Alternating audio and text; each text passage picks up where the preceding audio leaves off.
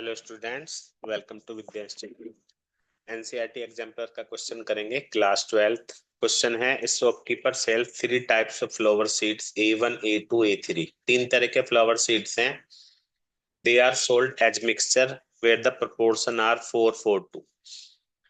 उनको मिक्सचर के साथ सेल किया जाता है, जिनका रेशियो दे रखा है। इस रेशियो में सेल करते हैं, इस रेशियो में मिक्स। नेक्स्ट है, germination rate of 3 types of seeds are. तीनों टाइप के सीड्स को जर्मिनेट होने के जो चांस है वो इतने इतने परसेंट है। Calculate the probability of random chosen seed to germinate. इन सब में से एक सीड को जब सेलेक्ट करेंगे तो जर्मिनेट होगा, इस बात की प्रोबेबिलिटी बतानी है। ठीक है, तो सबसे पहले हम क्या करते हैं, यहाँ पे 3 अलग अलग इवेंट्स यहाँ पे पॉसिबल हैं कि जो सीड है वो टाइप A1 का है। दूसरी इवेंट E2 हो गया, सीड ऑफ टाइप A2। और E3 हमने ले लिया, सीड ऑफ टाइप A3। और एक और इवेंट लेनी होगी A। अब A क्या होगा, जर्मिनेट। ये जो 3 सीड हैं इनको हम जर्मिनेट, क्योंकि पूछा भी जर्मिनेट के बारे में गया है, तो इस तरह से हमने तीनों इवेंट्स यहाँ पे ऐड कर ली। अब इन सबकी प्रोबेबिलिटी निकालेंगे, तो ये चीज ध्यान से समझेंगे। PE1 का मतलब है A1 टाइप का सीड है। रेशियो गिवन है 4:4:2, यानी 4/10, 2/5। जो हमने सीड सेलेक्ट किया है वो A2 टाइप का है, इस बात की प्रोबेबिलिटी भी 2/5 हो गई। और जो A3 टाइप का है उसकी प्रोबेबिलिटी होगी 2/10, यानी 1/5। ठीक है, अब बाकी सब की वन है। A/E1, A/E1 कितना है, जो फर्स्ट टाइप का सीड है उसके जर्मिनेशन के चांस है 45%। तो 45/100। A/E2 इसका देख लेते हैं, 60 और 35, इसका है 60/100। और A/A3 35/100। ये सब कुछ हमें यहाँ पे गिवन है। अब हम एक एक करके क्वेश्चन करेंगे। फर्स्ट पार्ट में उसने बोला है कि जो हमने रैंडम सेलेक्ट किया है एक सीड का, वो जर्मिनेट होगा, यानी PA। अब according to law of total probability, PA अगर हमें निकालना होता है तो ये उसका फॉर्मूला होता है, इन सब के प्रोडक्ट का सम।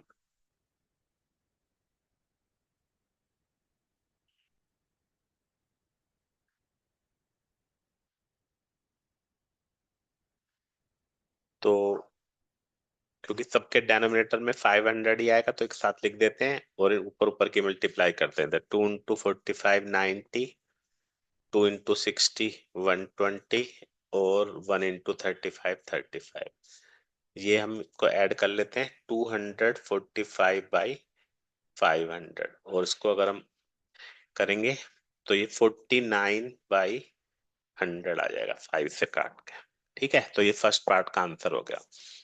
अब सेकंड पार्ट में देखते हैं क्या पूछा गया है। सेकंड में पूछा गया है, किस बात की प्रोबेबिलिटी बताओ कि वो जर्मिनेट नहीं होगा। ये गिवन है कि वो A3 है, जर्मिनेट नहीं होगा, यानी। और गिवन क्या है कि वो थर्ड टाइप का है। ठीक है, तो इसके लिए हम क्या करेंगे, 1 - PA/E3। और PA/E3 यहाँ पे हमें गिवन है 35/100।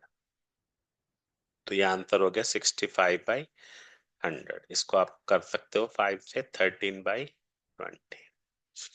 थर्ड पार्ट और थोड़ा ध्यान से समझेंगे क्योंकि इसमें बेस थ्योरम लग रही है। क्या बोला है उसने, इस बात की प्रोबेबिलिटी बताओ कि वो A2 टाइप का होगा। ये गिवन है, does not germinate. A2 type का होगा, यानी E2, इसकी प्रोबेबिलिटी निकालनी है और गिवन है कि वो जर्मिनेट नहीं होगा। तो by Bayes theorem, E2 into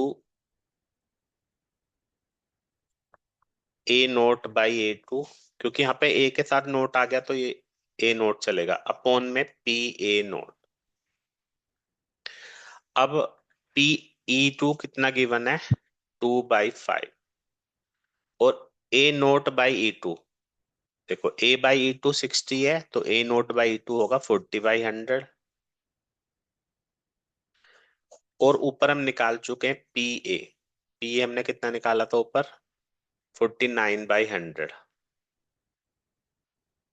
तो पी नोट ए हो जाएगा 1 - 49/100, यानी 51/100।